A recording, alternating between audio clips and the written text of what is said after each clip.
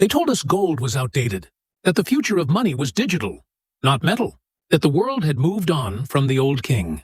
But behind closed doors, something strange is happening. The world's most powerful nations, the US, China, Russia, and even tiny central banks across Africa and Asia, are quietly hoarding gold again. The very system that replaced it, the dollar-dominated world order, is now showing cracks.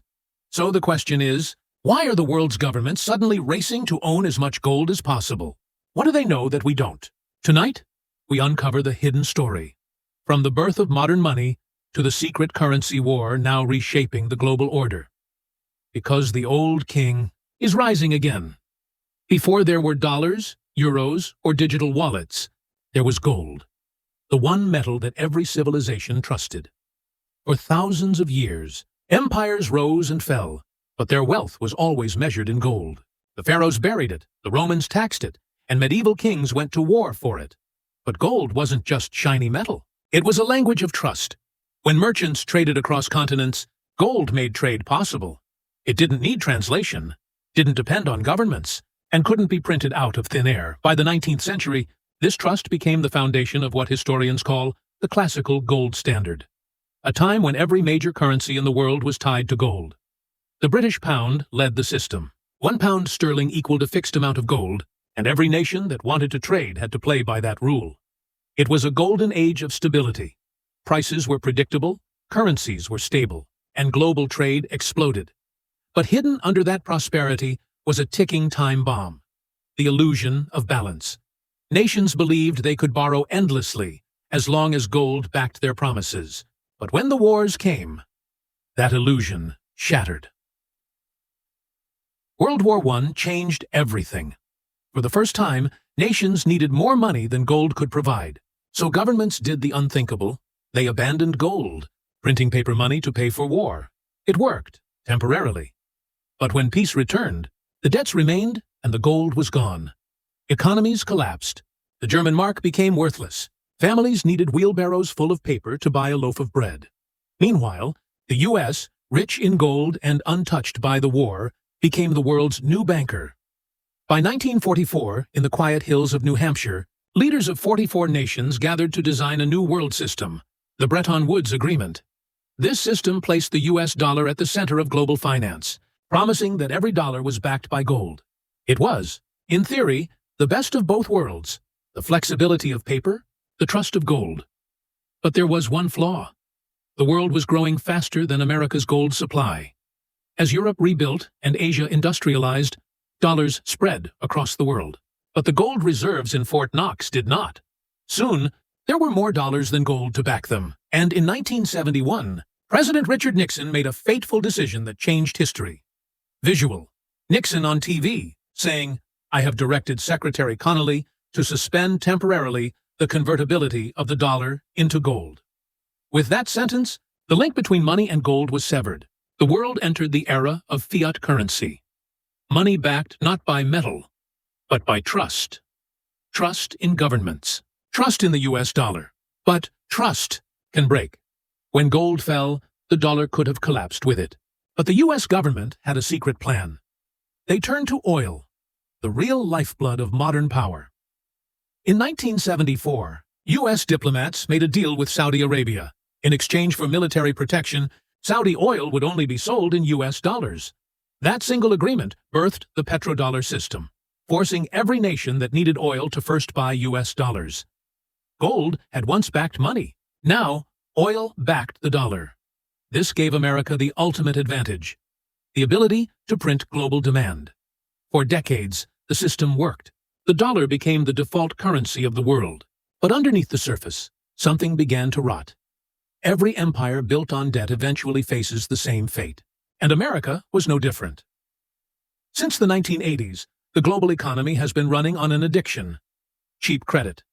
Governments print more money to cover more debt, hoping growth will catch up. But growth slowed, and debt didn't. In 1971, total U.S. debt was under $400 billion. Today, it's over $35 trillion. Globally, debt has surpassed $315 trillion, nearly 4 times the world's GDP. Central banks have created trillions of new dollars, euros, and yen, diluting the value of everything people worked for.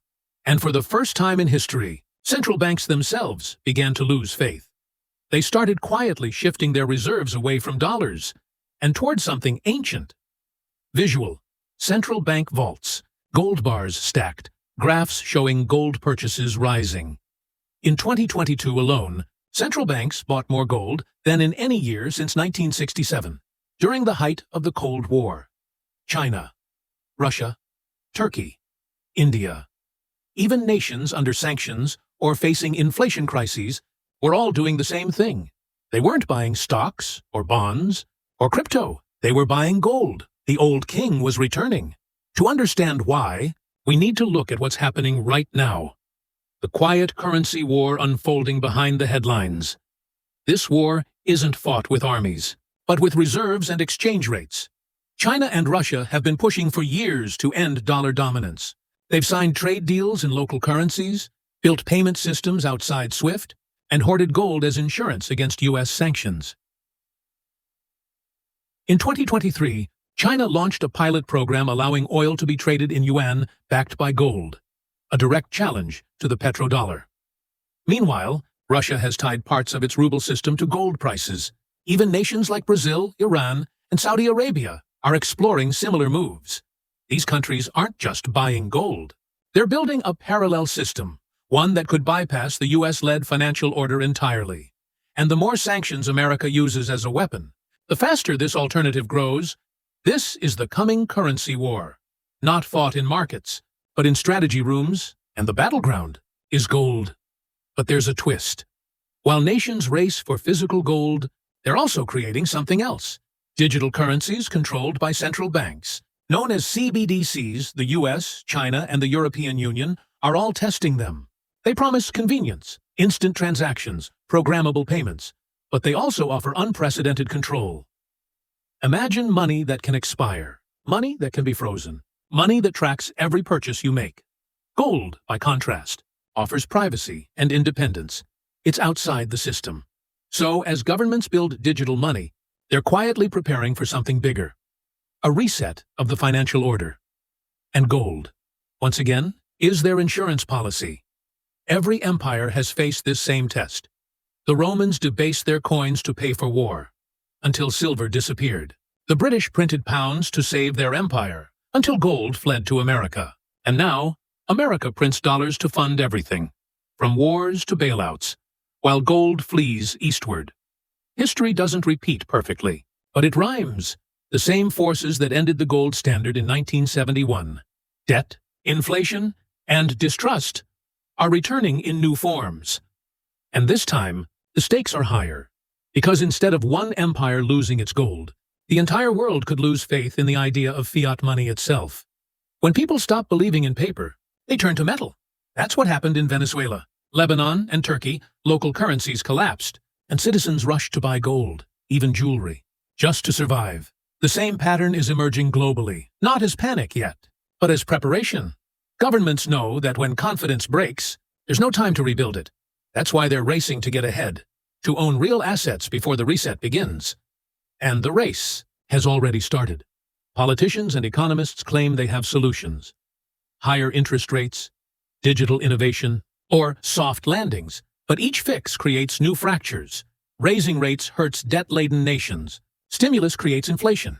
And digital currencies promise safety, but threaten freedom. No nation has yet found a way to print trust. And that's why they're all quietly returning to the one thing that can't be printed: gold. A century ago, the world replaced gold with promises. Now, those promises are unraveling.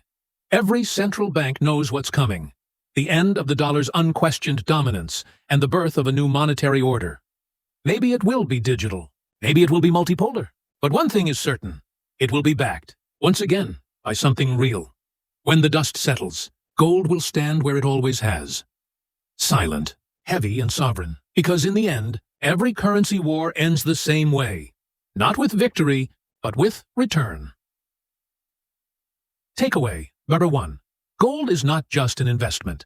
It's the foundation of trust in every era of money. When confidence dies, gold rises. Takeaway number 2. The dollar's dominance is not guaranteed. Every empire that controlled global money eventually lost that privilege, often in silence, before the world noticed. Takeaway. 3. The next currency system, whether digital, gold-backed, or both, will decide who holds real power in the 21st century. And as the new currency war unfolds, remember, nations can print money, but they can't print gold. So the next time someone tells you that gold is old-fashioned, ask them, if gold no longer matters, why are the world's most powerful nations buying more of it than ever before? Because they know what's coming. The question is, do you? If you found this story valuable, share it. Because this is the part of history they don't teach. Subscribe to The Past Prophets, where we uncover the hidden forces shaping our world's wealth, past, present, and future.